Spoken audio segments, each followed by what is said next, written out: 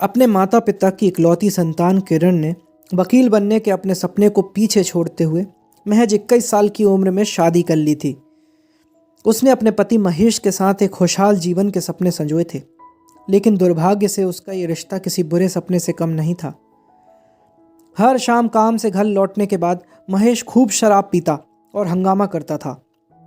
एक रात जब किरण ने महेश को डिनर परोसा तो महेश, जो पहले ही विस्की की आधी बोतल ख़त्म कर चुका था, इतना भड़क गया कि उसने खाने की प्लेट हवा में फेंकते हुए उसे धक्का दे दिया।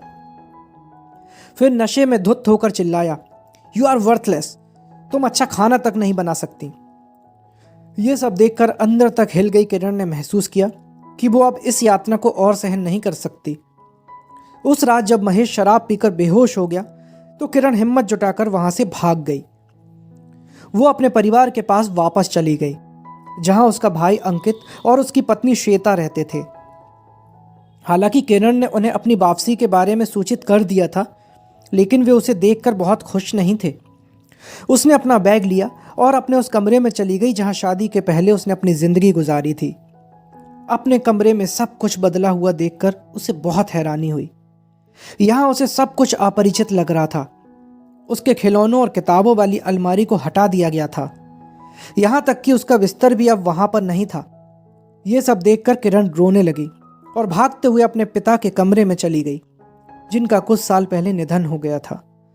वहां अलमारी के नीचे की शेल्फ में अपने सभी सामानों को देखकर उसने उस अलमारी को खोला। वहां उसे एक डायरी मिली। उसने जब उसके पन्ने पलटे तो वे उसके पिता की लिखावट से भरे पड़े थे। इसी डायरी में उसे एक पत्र मिला जो उसके पिता ने अपने निधन के महज एक दिन पहले लिखा था।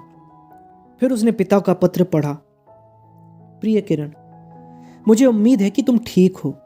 पिछली बार जब मैंने तुम्हें देखा था तो मुझे लगा था कि तुम खुश नहीं हो। हालांकि तुमने अपनी झूठी मुस्कान के साथ अपने दुख को छिपाने की कोशिश की थी, लेकिन मुझे तुम्हारा दर्द साफ दिखाई दे रहा था। मैंने तुम्हें कुछ नहीं कहा, लेकिन इस बात से खुद को तसल्ली दी कि मेरी छोटी सी बच्ची अब बड़ी हो गई है और बहुत मजबूत है। किरण, मैं तुम्हें बताना चाहता हूं कि मुझे तुम पर बहुत गर्व है, लेकिन हमेशा याद रखना कि दूसरों को खुश करने के लिए तुम्हें अपनी खुशी का त्याग करने की जरूरत नहीं है।